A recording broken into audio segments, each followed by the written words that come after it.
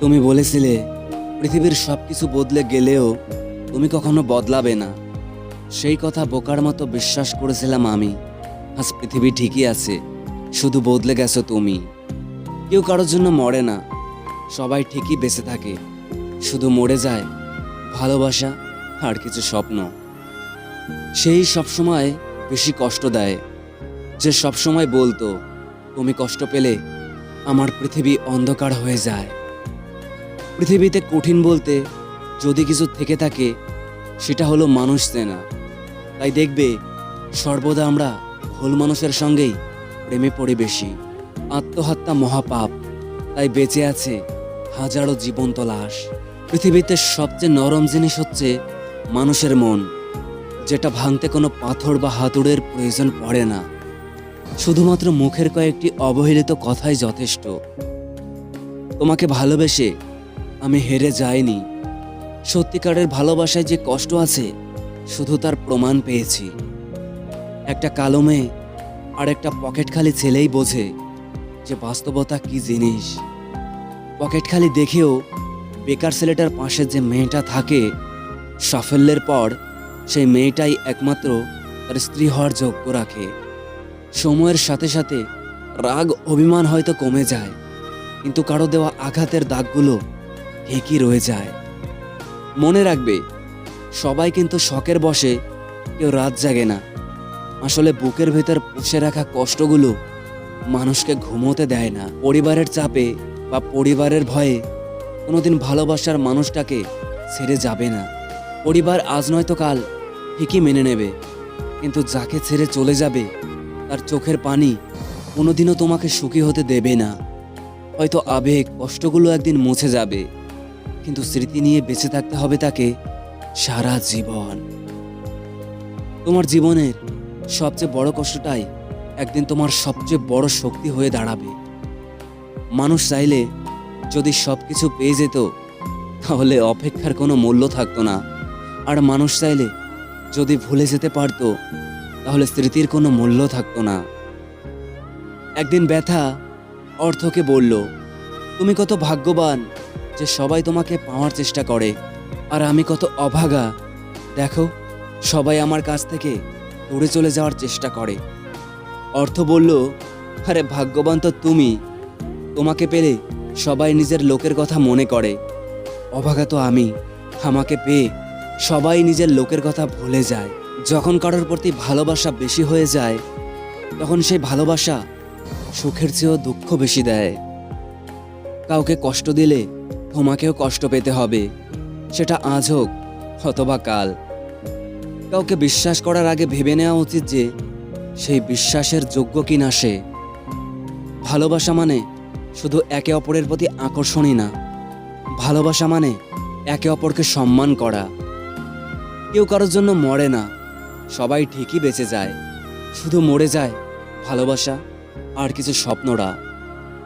ভালোবাসা এমন একটা সম্পর্ক যেটা গড়তে দুজনেরই প্রয়োজন হয়, কিন্তু ভাঙতে একজনকে।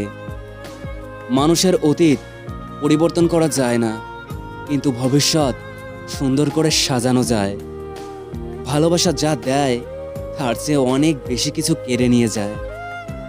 কিছু বছর পর যখন পিছন ফিরে তাকাবে তখন দেখবে যা হয়েছিল ভালোর জন্যই হয়েছিল, আর যারা ছেড়ে গেছিল হয়তো ভালোর জন্যই গেছিল। সব সম্পর্কের শেষ কথাটি হয় ভালো থেকো। কিছু বছর পর যখন পিছন ফিরে তাকাবে তখন দেখবে যা হয়েছিল ভালোর জন্যই হয়েছিল, আর যারা ছেড়ে গেছিল হয়তো ভালোর জন্যই গেছিল।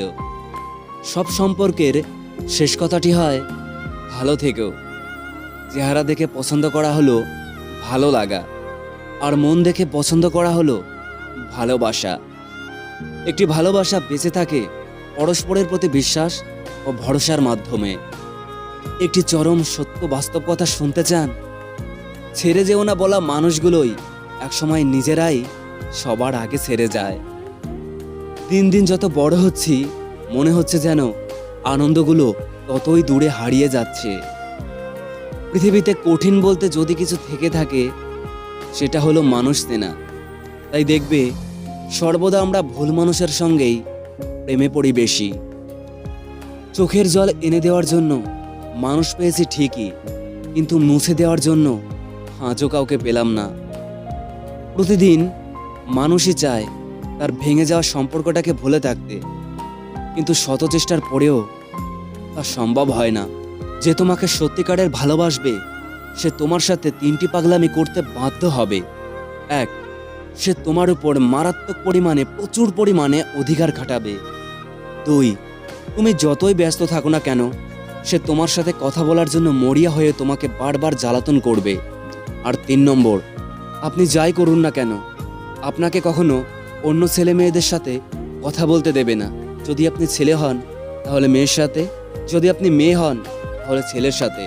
আর আপনি বললেও অপরজন হিংসা করবে, হয়তো ঝগড়া করতে বাধ্য হবে। এই তিনটি একটা রিয়েল কথা। জীবনে যে একবার ঠকেছে তার পক্ষে দ্বিতীয়বার আর কাউকে বিশ্বাস করা খুবই কঠিন। যাকে ভেবে তুমি প্রতিদিন ভেতরে ভেতরে শেষ হতে থাকবে, একদিন সেই বলবে, কে বলেছিল আমার জন্য নিজেকে শেষ করতে?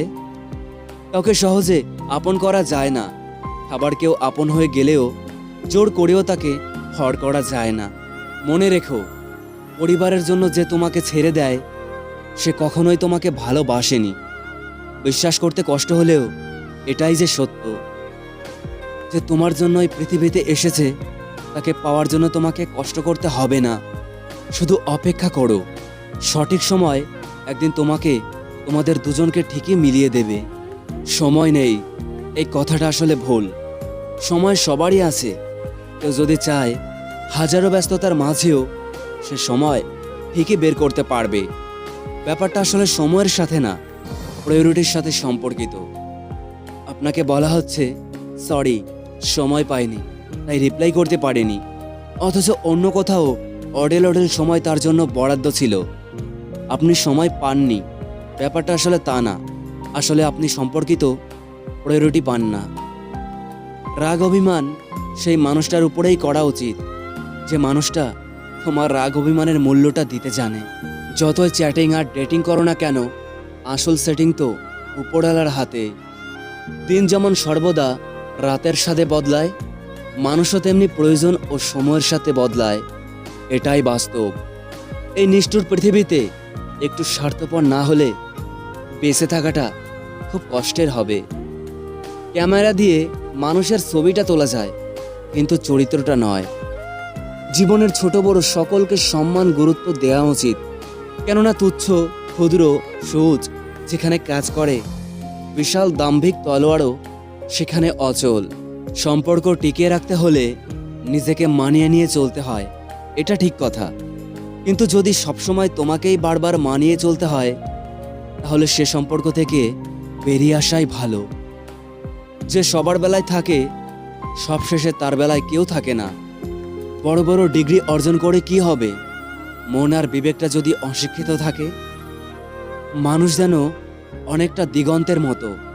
দিগন্তকে যেমন হাজার চেষ্টা করেও চিনতে পারা যায় না, তেমনি কিছু মানুষকে হাজার চেষ্টা করেও চিনতে পারা যায় না। যদি প্রথম গুরু মা বাবা, দ্বিতীয় গুরু শিক্ষক, তবে মহাগুরু সময়। কেউ শিক্ষা দিক বা না দিক, সময় আমাদের ঠিক শিখিয়ে দিয়ে যাবে। জীবনে এমন একটা পর্যায়ে এসে পৌঁছে গেছি, না পারি কাঁদতে, না পারি সবার সামনে অভিনয় করতে।